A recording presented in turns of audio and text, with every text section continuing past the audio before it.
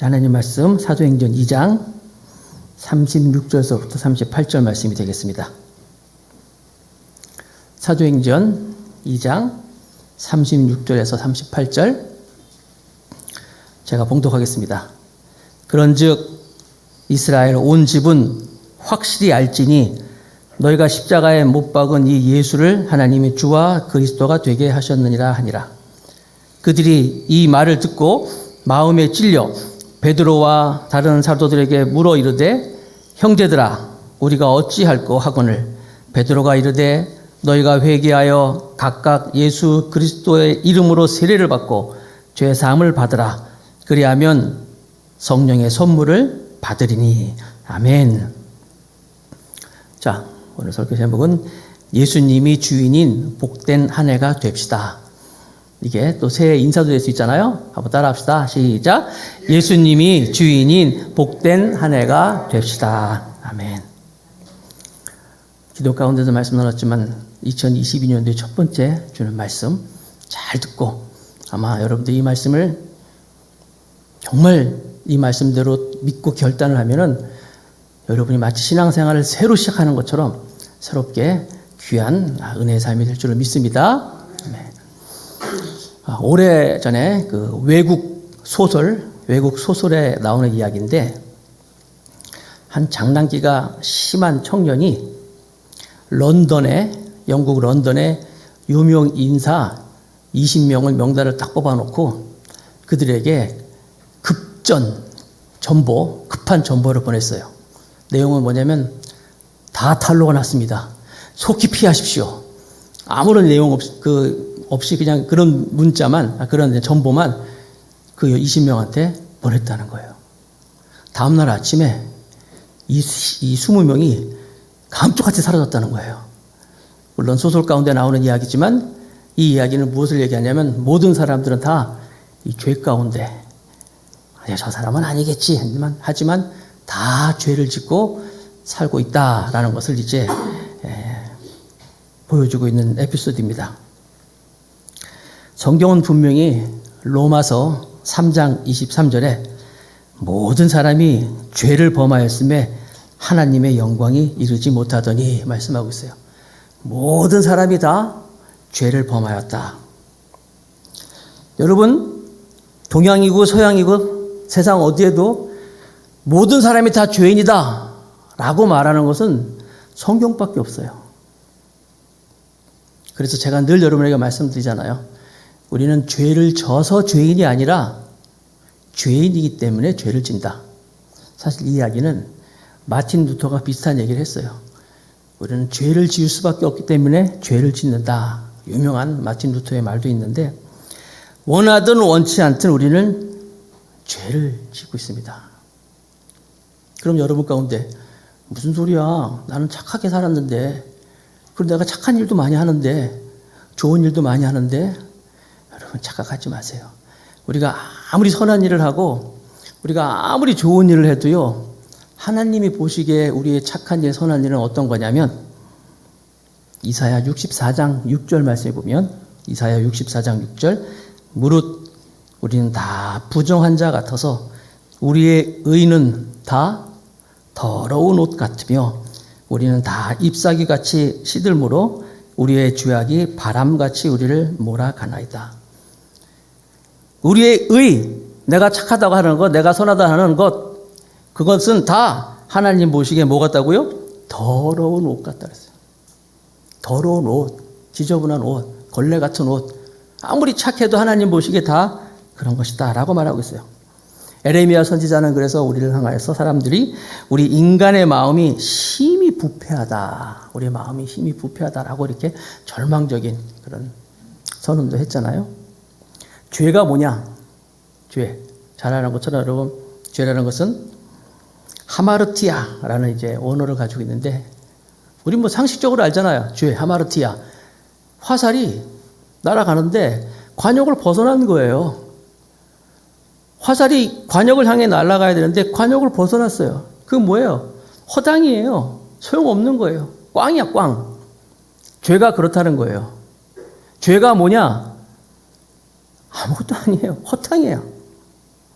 그런데 죄라고 하는 것은 어떤 것이냐고 얘기할 때 아까 제가 말씀드린 것처럼 죄 그러면은 도둑질을 하고 남을 미워하고 욕을 하고 뭐 살인하고 그건 사실 죄의 열매예요, 열매. 죄의 열매.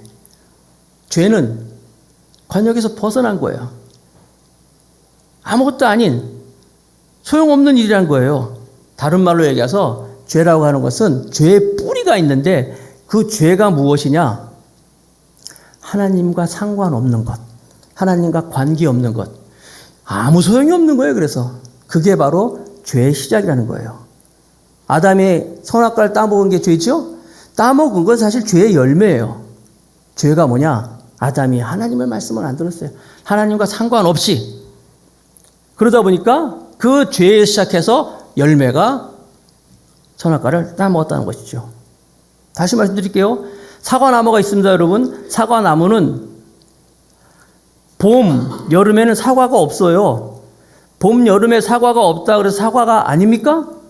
그래도 사과예요. 사과나무예요. 그런 거예요. 우리는 죄인이에요, 죄인. 죄를 뭐 오래 지었거나 안 지었거나 상관없이 우리 자체가 죄인이라는 거예요. 그 죄가 뭐냐? 아담의 죄, 하나님과 상관없이 내가 내 마음대로 살아가는 것, 하나님과 상관없이 살려고 하는 이것, 이게 바로 죄의 시작이라는 거예요. 그리고 그 자체가 죄인이라는 거예요. 그래서 재미있는 얘기가 있어요. 이 죄라는 한자가 한문으로 넉사자에다가 안일비자 이렇게 쓰지 않습니까? 그래서 넉사자에 안일비를 쓴 네 가지 아니다라는 뭐 그렇게 해석을 하는데 어떤 목사님이 그걸 이렇게 해석했어요. 넉사자에 안일비. 십계명이 두 돌판인데 하나의 돌판은 하나님에 관계된 계명이에요. 그리고 다른 두 번째 돌판은 사람들과의 관계에서 되는 돌판이에요. 율법. 하나님과의 관계된 법. 나 외에 다른 신을 두지 마라. 다른 우상 두지 마라. 내 일을 망령되이 일컫지 말아라. 안식일을 거룩하게 지켜라. 이게 하나님과의 관계잖아요. 그리고 다섯 번째부터 시작되는 거, 뭐 부모를 공경하라, 살인하지 마라, 도둑질을 말라, 간음하지 말라 쭉 나오잖아요. 자, 네 가지 하나님과의 관계된 것. 뭐 거기서는 이제 하나님 외에 다른 신을 섬긴다든지 우상을 섬긴다든지 하나님의 이름을 망령되이 일컫고 또 안식일을 거룩하게 지키는 이게 대표적으로 그게 뭐냐면 하나님과 관계된 율법이라는 거예요. 자, 네 가지 안일빛. 하나님과의 관계에서 우리가 죄가 시작되는 거죠. 내가 하나님과 관계없이 살아가겠다. 오늘 설교 제목처럼 예수님이 주인된 복된 한 해가 되지만 반대로 내가 하나님과 관계없이 내가 주인이 돼가지고 내가 살아가면 그게 죄라는 거예요. 로마서 1장에 보면은 우리가 로마서 공부했잖아요. 사도 바울이 죄에 대한 죄의 목록을 쭉 기록하고 있어요. 로마서 1장의 그 마지막 부분에 보면요. 온갖 죄의 이름, 제목들이 막 나옵니다. 그런데 그 온갖 죄를 짓는 것의 죄의 시작이 뭐냐? 로마서 1장 28절이에요. 왜 그런 많은 죄를 짓게 되느냐? 또한 그들이 마음에 하나님 두기를 싫어하며 하나님께서 그들을 그 상실한 마음대로 내버려 두사 합당치 못한 일을 하게 하셨으니 그러면서 죄의 종목들이 쭉 나와요. 마음에 하나님 두기를 싫어하며. 여러분 하나님과 관계없는 것 여기서부터 죄가 시작되는 거예요. 사실 이 죄라고 하는 건 성경이 말하는 죄의 범위는 굉장히 넓어요. 예를 들어서 구약 성경에는 살인하지 마라, 뭐 간음하지 마라, 뭐 도둑질하지 마라 나와 있는데 신약 성경의 예수님은요 그 죄를 더 크게 확대시켜가지고 죄라는 것은 말이야 우리가 다른 사람에 대해서 안 좋은 얘기를 하는 거 있지 않습니까? 욕하는 거. 욕해도 지옥에 간다. 그렇게 나와 있어요. 특별히 남성들이 여인을 보고 마음에 음욕을 품으면 이미 간음했다라고까지 이렇게 말씀하고 있는 거예요. 그러니까 죄라고 하는 거 앞에서 우리는 모두가 다 정말 위험할 수밖에 없는 거예요. 여러분 생각해 보세요. 지금 우리가 제가 10가지 십계명을 말씀드렸는데 여러분이 십계명 다 지킵니까? 그러면 9개는 지킵니까? 한번 마음으로 여러분 한번 생각해 보세요. 그러면 밤만 합시다. 밤 5개. 10계명이니까 5개만이라도 여러분 지킵니까? 여러분 가운데서 난 5개는 확실하게 지킨다 하는 분 있습니까? 그래요. 그럼 뭐 한 가지만 생각해 봅시다. 그래서 내가 주일 성수는 열심히 했는데 한 가지라도 여러분 난 자신 있습니다 라고 말하고 있습니까? 그런데 실상은 하나님의 말씀은요, 죄가 구약 성경에서 율법이 숫자가 이제 613가지인데 뭐뭐뭐 해라가 248가지고 뭐뭐뭐 하지 마라가 365가지입니다. 이 613가지라는 죄 항목이 있긴 있는데 그거보다 더 많겠죠. 그러나 죄는요, 1개를 짓든 10개를 짓든 다 죄인이 하나만 질 때마다. 독약은 1잔을 마시나 10잔을 마시나 다 죽는 거예요. 죄의 속성이 그런 거예요. 기차 타는데 여러분 기차를 나 1분 늦었더니 기차 떠났다. 그게 현실이잖아요. 그렇기 때문에 성경은 우리에게 뭘 깨닫게 하냐면 네가 죄인이다. 죄인이라는 것을 깨닫게 하는 것이 하나님의 말씀이며 성경이라는 거예요. 그래서 그 하나님의 말씀 앞에 어느 누구도 죄에 대해서 온전하다고 쓸 수가 없는 거예요. 로마서 3장 20절 말씀이 그래서 그러므로 율법의 행위로 그의 앞에 의롭다 하심을 얻을 육체가 없나니 율법으로는 죄를 깨달음이니라. 우리가 그래서 죄가 무언지, 죄 앞에서 나는 어떤 존재인지 내가 죄인이라는 것을 깨달을 때 비로소 우리가 구세주를 찾게 되고 예수님의 이름을 부르게 된다는 거예요. 죄의 심각성을 모르면 예수님을 구세주를 십자가가 나의 것으로 와닿지 않는다는 거예요. 그래서 우리는 죄의 심각성을 깨닫고 죄가 어떤 것인지 알고 내가 죄인이라는 것을 깨달을 때 비로소 하나님 앞에 나와서 그냥 형식적으로 하나님 용서해 주소가 아니라 정말 하나님 난 죄인입니다. 이런 깨달음을 통한 구세주를 부르는 고백이 있을 줄로 믿습니다. 사람이 덜 아프면 병원 안 갑니다. 그러나 심각하게 아프면 병원을 찾아가잖아요. 이처럼 저 여러분들이 내가 어떤 존재인지 죄가 무엇인지 깨닫고 이 세상 어떤 것도 이 죄의 문제를 해결할 수 없는데 오직 구세주 예수께서 이 땅에 오셔서 나의 죄를 해결한 것을 바라보면서 그 주님 없이는 나는 못 살고 그 주님이 나의 주인이 주님 그랬으니까 나의 주인이 돼서 2022년 한 해를 복되게 살아가는 우리 모두가 되길 축복하겠습니다. 교회에 나오는 이유 딴 거 아니에요, 여러분. 교회에 나와서 복을 받고 또 교회에 나와서 능력 받고 뭐 리더가 되고 이 죄의 문제로 이 죄의 문제가 바로 우리가 교회에 나오는 중요한 목적이 되는 거예요. 인격 수양을 하면 된다고요? 거짓말이에요. 사람이 막 이렇게 성숙해지고 인격 수양하고 그거는 마치 이렇게 스프링 용수철 누르는 거랑 비슷해요. 그냥 억제하는 것뿐이지 기회만 주면 언제든지 튈 수 있는 거예요. 고행도 마찬가지예요. 사실 우리가 이 죄인이기 때문에 이 죄는 결국 이 죄 때문에 우리는 다 죽을 수밖에 없는 게 현실이라는 거예요. 죄는 죽어야 돼요. 죄의 대가는 죄의 싹은 사망이라고 그랬잖아요. 죄의 싹은 사망이기 때문에 우리가 죽어야 되고 피를 흘려야 되는 거예요. 근데 구세주께서 우리를 오셔서 대신 죽으시고 십자가에서 피를 흘려줬다는 거예요. 그래서 여러분 죄의 이 열매가 중요한 것이 아니라 이 죄의 뿌리를 우리가 생각해야 되고 죄의 근원을 생각해야 되고 이것을 위해서 구세주가 오셨고 날 위해 대신 죽으셨고 피 흘려주심을 믿을 때 그리고 그 주님을 나의 주인으로 모실 때 비로소 우리가 영혼이 잘 되고 범사가 잘 되고 강건한 삶을 사는 복된 삶을 살 줄로 믿습니다. 구약시대에는 죄를 지면 사람들이 짐승을 가져왔어요. 짐승을 가져와서 내가 죄를 졌습니다. 용서해 주세요. 그러면 제사장이 그 짐승을 가져온 사람의 손을 이렇게 가져다가 그 짐승의 머리에 손을 얹고 기도를 합니다. 하나님, 이 사람의 죄가 이 짐승에게로 전가가 됩니다. 이 제물을 받아주소서. 그러면서 이 제물을 가져온 사람이 이제 그 짐승을 죽이는 거예요. 애지중지 키우던 그 짐승을 죽여가지고 피를 뿌리고 그 사람이 이제 제사를 지내면서 죄 용서함을 받은 거예요. 여러분 사람이 생각해 보세요. 아무리 악한 사람이라도 자기가 애지중지 기르던 짐승을 데려가서 자기 대신 그 짐승을 죽여서 그 짐승을 하는데 마음이 어떻겠어요? 좋지 않잖아요. 정말 그 짐승을 제사를 드릴 때마다 가슴이 철렁철렁하잖아요. 근데 그것도 계속 반복되면 또 이것도 무뎌질 수가 있어요. 그랬는데 하나님이 아시는 것처럼 아브라함에게 뭐라고 말씀하셨어요? 네 아들을 제물로 드리라 그랬어요. 세상에, 아들, 우리는 이제 나중에 이삭을 도로 받았기 때문에 이제 그렇게 생각하시지만 이 아브라함의 입장에서는 장난이 아니었거든요. 실제로 이제 그 이삭을 죽이려고 그랬거든요. 묶어가지고 돌을 들어서 자기가 그동안 죽였던 많은 짐승들처럼 그 아들도 죽이려고 했잖아요. 바로 그때 하나님께서 멈춰라. 이제 네가 나를 경외하는 줄 아노라. 그래서 이제 준비된 제물을 대신했는데 그 이후부터 아브라함의 마음이 어떻겠어요? 제사를 지낼 때마다 그 제물을 보면서 마치 자기 아들을 죽였던 그것을 상기하면서 죄를 지면 안 되겠구나. 죄를 지면 안 되겠구나. 이런 마음을 하지 않았겠어요?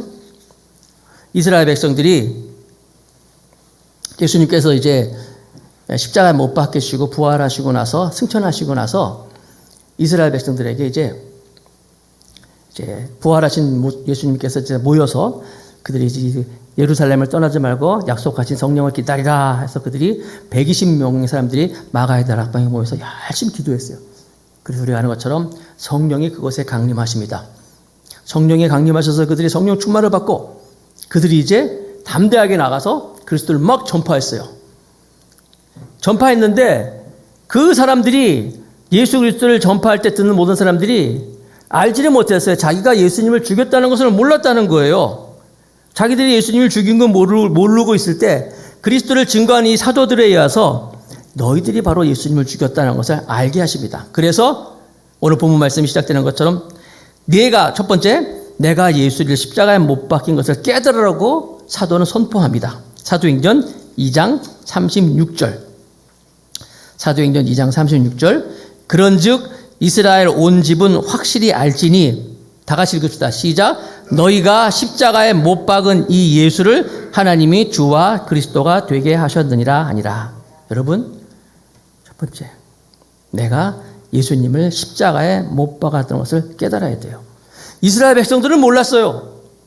근데 지금도 마찬가지예요. 자, 예수님의 내 죄를 위해서 십자가에 못 박히셨다. 그렇다면 반대로 예수님의 내 죄를 위하여서 십자가에 못 박혔다는 예수님을 내가 죽였다는 거예요. 내가. 나는 오늘 여러분들이 이 사실을 분명히 깨닫고 예수님을 나의 주로 고백하는 복된 그런 신년 주일 예배가 되기를 축복하겠습니다. 죄의 열매만 생각하는데 죄의 열매, 나 자체가 내가 죄 가운데 잉태되었고 죄 가운데 태어났고 죄를 지을 수밖에 없는 그런 존재, 나를 예수님께서 사하시기 위해서 십자가에 못 박혀 죽으셨다. 그 얘기는 나 때문에 예수님이 돌아가셨다는 거예요. 내가 예수님 죽으실 때 2000년 전에 나는 손 하나 까딱하지 않았는데 무슨 내가 예수님을 죽였단 말입니까? 아직도 깨닫지 못하는 거예요. 나 때문에 예수여 예수여 나의 죄 사하시려고 찬송도 있잖아요. 예수님이 십자가에 못 박았다는 것을 믿는 여러분 되시기 바라겠습니다. 그걸 깨닫는 거예요, 여러분. 내가 예수를 십자가에 못 박았다는 것을 깨닫는. 그래서 그 예수님을 나의 주인 삼을 때 여러분들이 복된 한 해가 펼칠 줄을 믿습니다. 우리 다 같이 이사야 53장 5절 6절 말씀을 같이 한 목소리로 읽겠습니다. 시작. 그가 찔림은 우리의 허물 때문이요 그가 상함은 우리의 죄악 때문이라. 그가 징계를 받음으로 우리가 평화를 누리고 그가 채찍에 맞음으로 우리가 나음을 받았도다. 우리는 다 양 같아서 그릇 행하여 각기 제 길로 갈거늘 여호와께서는 우리 모두의 죄악을 그에게 담당시키셨도다. 목사님 새해 첫날 첫주 신년 예배 축복 예배라 그래서 축복의 말씀할 줄 알았는데 무슨 우리가 죄인이라 그러고 내가 예수님 죽였다 그러고. 여러분, 이게 복음이에요. 이게 복음이에요. 다시 복음 앞에 쓰는 거예요. 나 때문에 예수님 돌아가셨구나. 나 때문에 예수님 죽으셨구나. 십자가에 못 박히면 누구 때문에? 나 때문에. 가시 면류관을 찌르시면 누구 때문에? 나 때문에. 십자가에 상하시면 누구 때문에? 나 때문에. 나의 허물로, 나의 죄 때문에 예수님이 돌아가셨구나. 사도는 성령이 모여서 이스라엘 백성들을 향해서 너희가 십자가에 못 박은 이 예수는 말씀하셨잖아. 너희가 십자가에 못 박은 예수. 하나님이 주와 그리스도가 되게 하셨다. 두 번째로 베드로는 성령을 받아서 주위 사람들에게 너희들이 예수를 죽였다 하고 말하고는 이어서 두 번째 이 이야기를 들을 때 그 사람들의 마음이 찔림을 받았더래요. 찔림을 받았어요. 그래서 그들이 고백합니다. 사도행전 2장 37절에 그들이 이 말을 듣고 마음에 찔려 베드로와 다른 사도들에게 물어 이르되 형제들아 우리가 어찌할꼬 하거늘. 예수님이 우리를 위해서 나를 위해서 죽으셨다. 나 때문에 예수님이 죽으셨다. 내가 예수를 십자가에 못 박게 했다라고 할 때 이들은 마음에 찔림이 있었다는 거예요. 마음에 찔림이 있었어요. 그 찔림을 가지고 어찌할꼬 하면서 그들에게 묻는 거예요. 여러분, 복된 하나가 되시기 위해서는요, 바로 이런 마음이 필요한 거예요. 아까 말씀드린 것처럼 이스라엘 백성들이 자기 대신 제물을 죽이면서 말이면 내가 죽어야 하는데 대신 죽는구나 하면서 죄에 대해서 경각심을 가지고 살아가는 것처럼 우리가 올 한 해 나 때문에 죽으신 예수님을 생각하면서 나도 어찌할꼬, 내가 어찌할꼬, 어떻게 바르게 살 것인가, 내가 바르게 행동할 것인가, 어떻게 예수님을 나의 구세주로 모시고 주인으로 모시고 내가 살아갈 것인가, 귀한 결단할 수 있는 우리 모두가 되기를 주님의 이름으로 축복합니다. 렘브란트라는 사람이 있는데 바로크 시대의 최고의 화가죠. 그분이 이제 1633년에 나이 27살 때 이제 그림을 하나 그리는데 이 사람은 십자가에 달리신 예수 시리즈를 그린 분이에요. 못 박히신 예수님, 그러니까 십자가에 달리신 예수님, 십자가에 내리신 예수님, 이렇게 십자가를 주제를 가지고 계속 그리는데 특별히 그가 십자가에 달리심이라는 그림을 그릴 때 그림 한번 보여주세요. 그림을 그리는데 여기 보면요, 막 그 그림 속에 대제사장도 나오고 군병들도 있고 막 이렇게 다 합니다. 그런데 예수님이 십자가에 달리실 때 다리에 못을 박는 그 일을 도와주는 한 사람의 모습이 나오는데 빵떡 모자 쓴 사람 같은 나올 거예요. 자기가 이제 십자가에 달리신 예수님에 대한 시리즈를 여러 개 그렸어요. 그래서 십자가에 달리심 그림에서는 예수님이 십자가에 못 박힐 때 그 다리에 그 못을 박는 도와주는 한 사람의 얼굴을 그리면서 자기 얼굴을 쓱 그려냈어요. 자기 얼굴에다 그러는 거예요. 그러면서 무슨 얘기합니까? 내가 바로 이 예수를 십자가에 못 박았다. 자기를 그려놨어요. 유명한 그림이에요, 이게.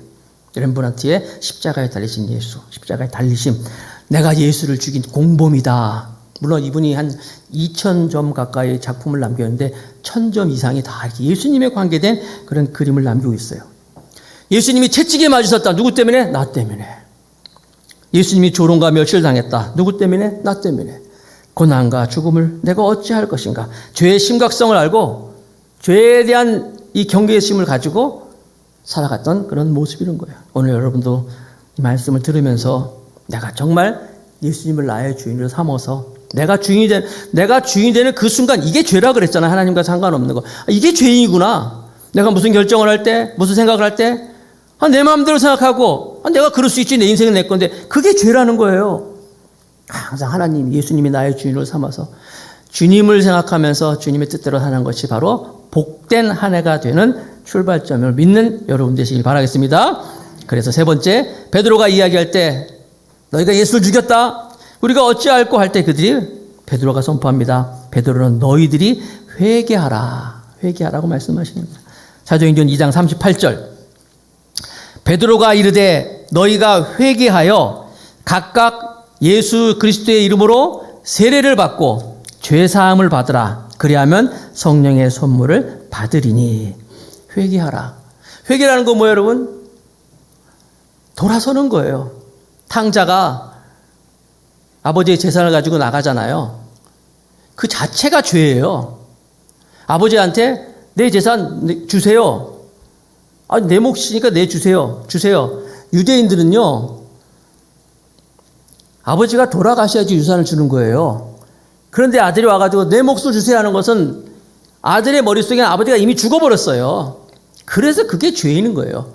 내 몫 주세요. 그리고 그것도 가져가가지고 타국에 가서 허랑방탕하고 다 쓰고 돼지 쥐염 열매를 먹는 그런 아주 나락으로 떨어져서 깨닫잖아요. 내가 아버지께로 돌아가야 되겠다. 우리 아버지 집에는 하인들도 이거보다는 낫겠다 하면서 이제 그게 회개예요. 돌이키는 거예요. 돌아오는 것, 아버지께로 돌아오는 것. 자기가 갖고 있는 그 모든 더러운 옷들을 다 벗어 던지는 것, 그리고 아버지께로 돌아오는 것, 빛 가운데로 다시 나오는 것, 이게 바로 회개라는 거예요. 우리가 새해 새롭게 시작하려면 물론 사람들이 그래요. 아이고 해가 바뀌었는데 뭐 아무것도 달라진 것도 없고 그냥 그래. 아니에요 여러분. 오늘 여러분들이 내가 가지고 있는 내 안에서 내가 주인이 되고자 이 마음을 주 앞에 딱 돌이키고 회개하고 내가 정말 하나님을 예수님을 나의 주인으로 모시고 살겠습니다. 그리고 내가 정말 주님을 기쁨을 위해 살아가겠습니다 하는 그때 여러분들은 복된 새 마음, 새 부대, 새로운 한 해가 될 줄로 믿습니다. 파스칼이 그래서 이 세상에는 두 종류의 인간밖에 없다고 그랬어요. 파스칼은. 하나는 자신이 죄인인 줄 알면서 자기 죄에 대해서 깨닫는 사람이 있는가 하면은 죄에 대해서 아무 생각 없는 사람이다. 이 두 사람밖에 없다는 거예요. 여러분 올 한 해 우리가 어떻게 살아가겠습니까? 우리는 나의 죄를 깨닫고 이 죄를 깨닫고 회개하고 주께로 돌아와서 주님이 말씀하시는 그 의의 옷을 입고 바르게 살아갈 수 있는 우리 모두가 되기를 축복합니다. 전 세계적으로 영국에서 부흥운동이 일어나고 그 운동이 미국으로 돌아가서 이제 미국의 그 찰스 핀이라든지 웨슬레나 뭐 이런 분들에서 영국 부흥이 또 이렇게 미국의 대부흥으로 넘어가고 이렇게 막 하다가 드디어 우리나라로 1907년도에 유명한 평양 대부흥이 시작됐잖아요. 우리 한국 땅에. 그 1907년에 있던 평양 대부흥의 시작은 뭐냐면 아시는 것처럼 이렇게 사경회를 하고 부흥회를 하고 마지막 날 그냥 부흥회를 하고 했는데도 그냥 맹숭맹숭한 거예요. 큰 은혜도 없고. 그때 길선주 장로님 앞에 나오셔가지고 본인이 그러는 거예요.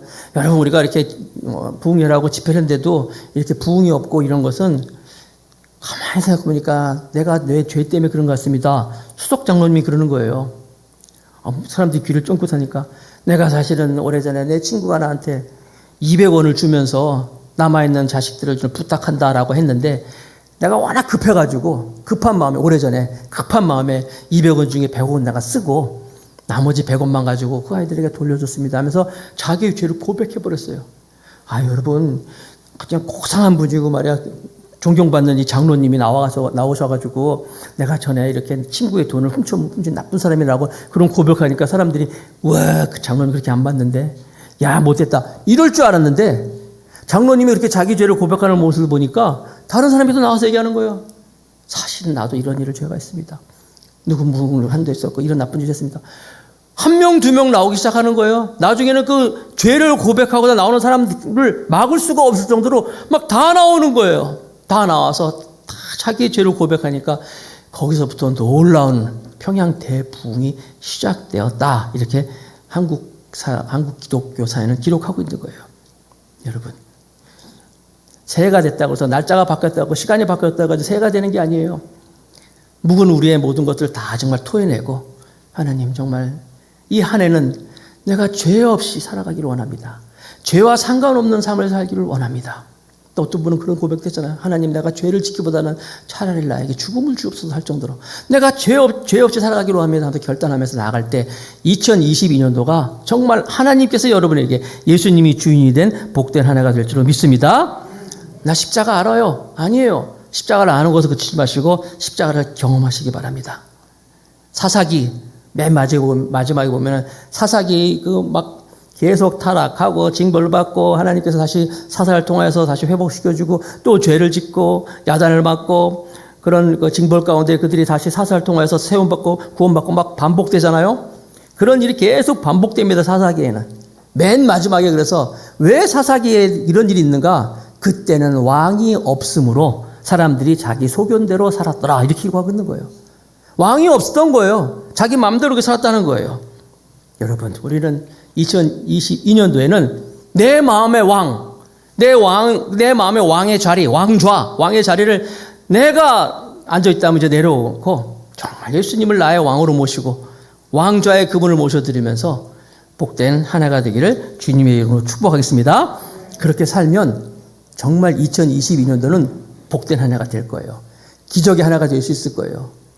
우리나라의 건강보험은 우리는 막 누리고 살고 있기 때문에 체감을 못 하시는데 대한민국의 건강보험은요 정말 세계에서 최고랍니다.